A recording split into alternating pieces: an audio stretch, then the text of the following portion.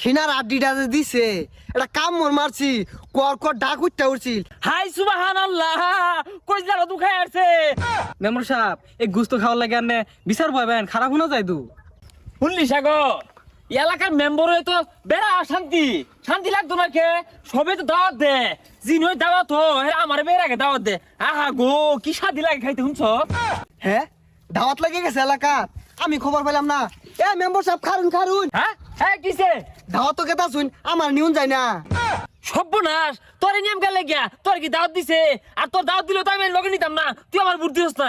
আদি দাওয়াত খাইবো না নিলাইন আমি গেলা যাই পাইতাম না, আমি গেলান হুঙ্গে যাই আমগা।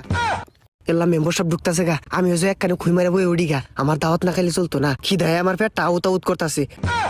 বিশাল খাওয়াইছে, গুস্তুগুলা দিছিল গো। এই মেম্বারের পাশ দিয়ে আমার যাওয়ার লাগবো, আমি কি চিনি না। আমি গেলান হুঙ্গা গেছি গা, খাও নদী